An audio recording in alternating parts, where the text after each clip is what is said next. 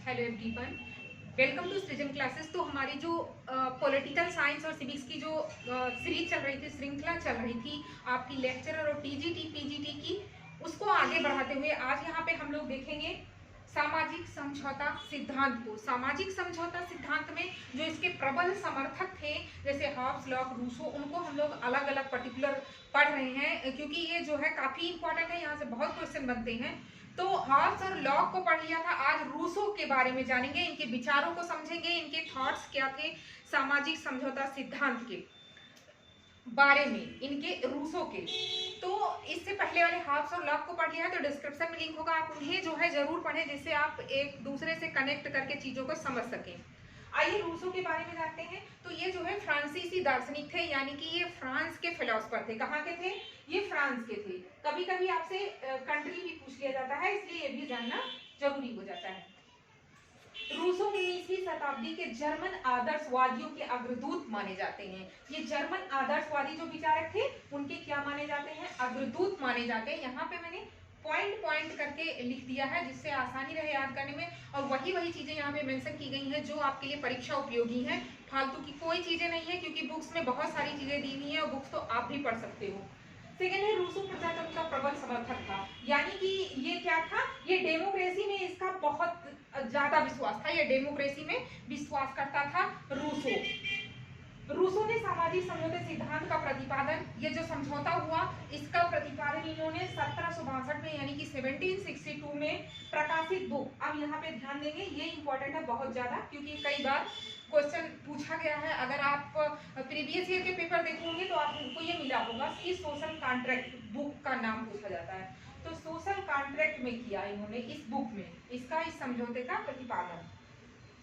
अब आइए मेन जो मुद्दा है कि प्राकृतिक अवस्था के बारे में, ये जो तीनों हॉब्स, लॉक, रूसो थे, इन्होंने अपने अलग अलग विचार दिए। तो इनके विचार से, रूसो के विचार से उस टाइम का मानव, मतलब कि इस समझौते के, सामाजिक जो समझौता हुआ इन सब के बीच में, जो समाज में आया सामाजिक समझौता सिद्धांत, इस सिद्धांत से पहले जब मानव प्राकृतिक अवस्था में तो था, तो उस अवस्था में जो है मानव कैसा था? सभी इन तीनों के अलग अलग विचार हैं। जैसे कि हॉब्स ने कहा था कि काफी बर्बर था, लड़ाकू था, झगड़ालू था। उससे बिल्कुल अलग उन दोनों हॉब्स और लॉक के विचारों का इन्होंने खंडन किया है। उन सबसे अलग इन्होंने प्राकृतिक जो अवस्था थी उसको सबसे अच्छा माना है। इन्होंने कहा कि शांति और स्वच्छंदता पूर्वक जीवन व्यतीत करता था उस टाइम का मानव प्राकृतिक अवस्था में, यानी कि सामाजिक समझौता सिद्धांत से पहले का मानव। इस अवस्था में मनुष्य आदर्श बर्बर था, मतलब बर्बर तो था लेकिन आदर्श था। इनके कहने का मतलब था, ये कहते थे कि उस टाइम भी प्राकृतिक अवस्था में भी कुछ नियम थे, मतलब कि जो है आप अपना हित करिए लेकिन दूसरे को किसी भी तरह का नुकसान ना पहुंचाएं। मनुष्य स्वभाव निर्माण वाली दो मौलिक प्रवृत्तियां इन्होंने बताई हैं प्राकृतिक अवस्था में मानव की। पहला है आत्म प्रेम, दूसरा है सहानुभूति। आत्म प्रेम मतलब कि व्यक्ति जो है अपने से प्रेम करता है, अपना हित तो चाहता है लेकिन सहानुभूति भी है उसका लोगों के प्रति, यानी कि सिंपैथी भी है। एक तरह से कहा जाए कि तो परोपकारी मानव भी इन्होंने प्राकृतिक अवस्था के मानव के बारे में बताया कि ऐसा था मानव। रूसो के अनुसार मनुष्य प्राकृतिक अवस्था में स्वतंत्र था। ये कह रहे हैं कि जो प्राकृतिक अवस्था थी उसमें मानव स्वतंत्र था, परंतु सामाजिक व्यवस्था में ने उसे परतंत्र बना दिया। जो सामाजिक व्यवस्था आई उसने उसे जो है गुलाम बना दिया, परतंत्र बना दिया। रूसो का बहुत ही इंपॉर्टेंट कथन है, स्टेटमेंट है, कई बार पूछा जाता है, अक्सर पूछ लिया जाता है। मनुष्य स्वतंत्र पैदा हुआ है फिर भी वो क्या है कि प्रत्येक स्थान पर ये जो है बंधनों से जकड़ा हुआ है। ठीक है, मनुष्य स्वतंत्र पैदा हुआ है फिर भी वो प्रत्येक स्थान पर बंधनों में जकड़ा हुआ है। ये स्टेटमेंट देकर के पूछ लिया जाता है कि किसका है, तो ये रूसो का मत है। आइए रूसो की जो है बहुत ही इंपॉर्टेंट बुक्स हैं कुछ, उनको देख लेते हैं। रूसो की प्रमुख रचनाएं, सामाजिक समझौता, जैसा कि यहाँ हमने पहले ही देख लिया था। The social contract, most important, आप इसको कर सकते हैं द सोशल कॉन्ट्रैक्ट को। दूसरा है इमाइल, ये भी इंपॉर्टेंट है, इमाइल। न्यू हेलोइजे, न्यू हेलोइजे इतनी ज्यादा नहीं है लेकिन जानते रहेंगे। उसके बाद चौथे नंबर पे है द कन्फेशन, ये भी इंपॉर्टेंट है। The dialogues. रूसो के अनुसार समझौते के बाद व्यक्ति के स्थान पर समष्टि। इन्होंने कहा कि जो है जब समझौता हुआ तो व्यक्ति के स्थान पर समष्टि तथा इच्छा के स्थान पर सामान्य इच्छा का भाव उत्पन्न हुआ।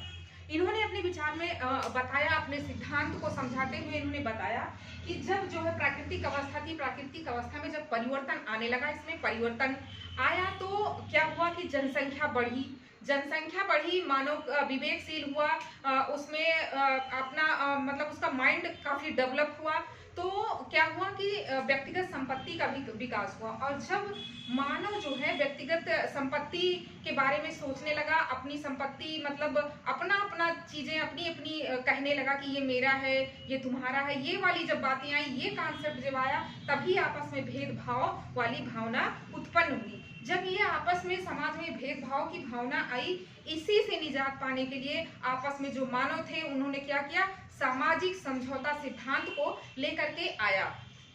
रूसो ने कहा कि जो सामाजिक समझौता सिद्धांत हुआ, ये जो है किसी पर्टिकुलर व्यक्ति को इन्होंने अपना जो एक जो है जो सर्वे सर्वा जैसे कह सकते हैं कि एक विशेष किसी व्यक्ति को अपने अधिकारों को नहीं सौंप दिया, एक पर्टिकुलर किसी व्यक्ति को अपने अधिकारों को नहीं सौंपा, बल्कि अपने जो अधिकार थे वो समाज को सौंपा। इन्होंने कहा कि वो समाज को दिया है, ना कि किसी एक व्यक्ति को इस समझौते के तहत दिया है।